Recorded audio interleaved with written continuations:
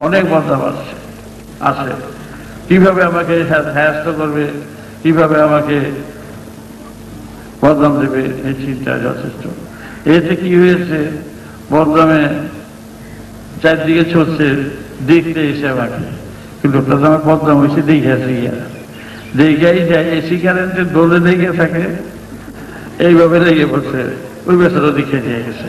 তো যারে পাঠায় সেই যদি বিষয় যায়, তোমরা সেই কুমিল্লা ছিলাম, ঢাকা, বরিশাল, হাজার হাজার লোক তখন সাত হইতেছে, বড় হইতেছে, আট হইতেছে এসছে। তার জন্য নাম হয়েছে বালক ঠাকুর। ওরা বালক বালক দেখে তো ওই নামটাই চাপে হয়ে গেছে। তখন তোমরা যারা দীক্ষা দিয়েছ, যারা আমাকে ভালোবাসো, যারা এসে তোমাদের দীক্ষা নেই বলে, দক্ষিণা নেই বলে তোমরা ছাড় পাবে না, কেউ ছাড়া পাবে না, সব আটকাবো।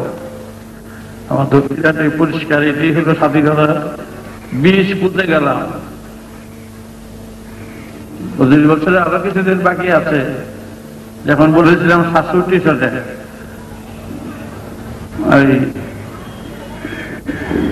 কি জানি কোন জায়গায় জানি গেছিলাম মিটিং করতে, ইউনিভার্সিটি হলে মিটিংটা করেছিলাম। তখন বলছিলাম আজ থেকে 25 বছর পরে ও খুলে রাখেনি, শুধু 25 বছর পরে একটা সমাজের সুন্দর ভাব হবে, স্বচ্ছ হবে।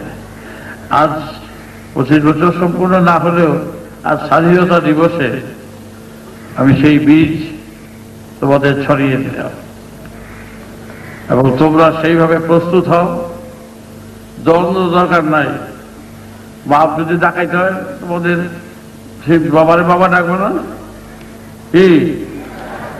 তাই বাবারে যদি কেউ ভণ্ড বলে, চোর বলে, ডাকাত বলে, হ্যান বলে, একেবারে ওই চারিদিকে বসে থাকে, তোমাদের কাছে বাবা বাবাই থাকে। তোমরা আমার সন্তান, পেটের বাচ্চার মতন সন্তান। তোমাদের আমি শত বদনাম আসুক, শত ঝড় আসুক, আমি কুল থেকে ছুঁড়ে ফেলবো না, কোনোদিন না।